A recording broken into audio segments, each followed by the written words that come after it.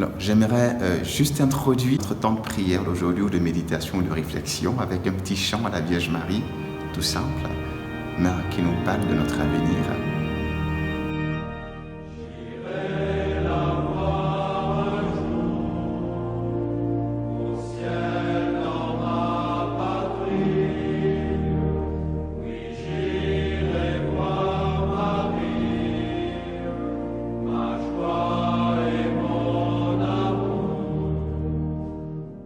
Marie est notre joie et notre amour, et un jour nous irons la voir dans le ciel, dans l'éternité de Dieu. Justement, aujourd'hui, j'aimerais que nous parlions du ciel, parce que le mystère de l'Ascension, c'est le mystère de notre avenir dans l'éternité de Dieu. Une petite histoire pour nous faire entrer dans cette belle méditation de ce jour.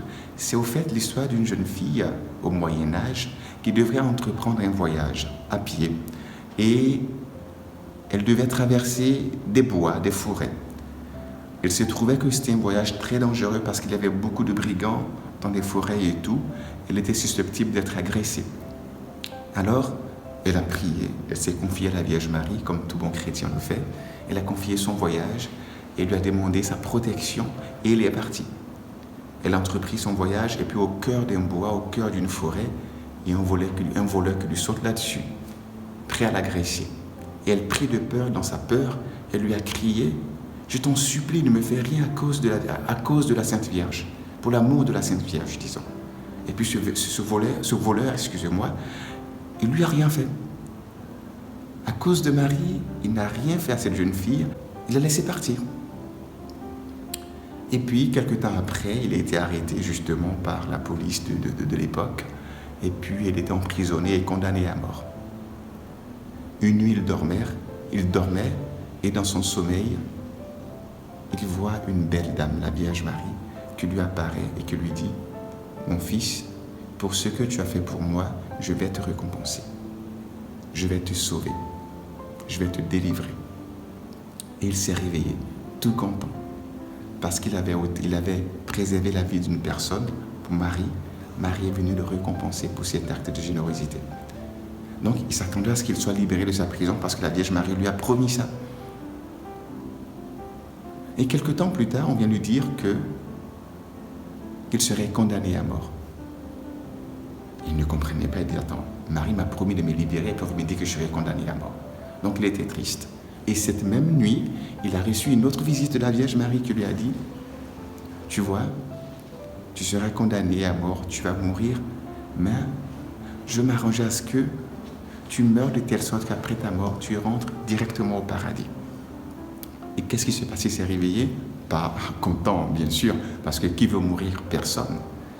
Mais durant cette journée, il s'est passé quelque chose dans son cœur qui l'a tellement bouleversé qu'il a ressenti une douleur profonde, ce qu'on appelle un repentir de tout le mal qu'il a fait, de tous ses péchés, au point où il a demandé à voir un prêtre.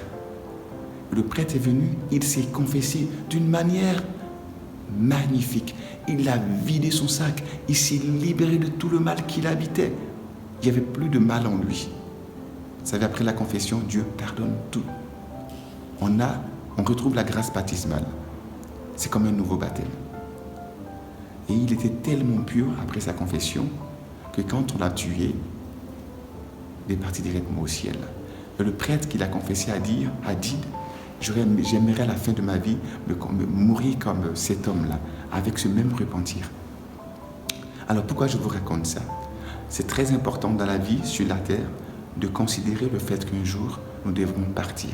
Pas partir dans le néant, dans le nirvana, mais partir rejoindre notre Dieu qui nous aime, qui nous a fait pour lui et qui nous attend. Vous savez, vous ne le savez pas, mais je vous le dis, au soir de sa vie, peu de temps avant de s'endormir dans le sommeil de la mort, Saint Jean-Paul II, ce grand pape que nous connaissons bien, prononçait ces derniers mots: « Laissez-moi m'en aller vers la maison de mon Père. » Et puis une autre sainte, une merveilleuse sainte, qui s'appelle Sainte Élisabeth de la Trinité, elle aussi, elle disait peu de temps avant sa mort: « Je vais vers la lumière, vers l'amour, vers la vie. » Et une troisième sainte, encore plus connue que les deux autres, Sainte Thérèse de l'Enfant Jésus, quelque temps avant sa mort, s'exclamait « Non, je ne meurs pas, j'entre dans la vie ». Vous voyez, après cette vie, il y a une vie qui nous attend dans la lumière, il y a une vie qui nous attend dans la gloire.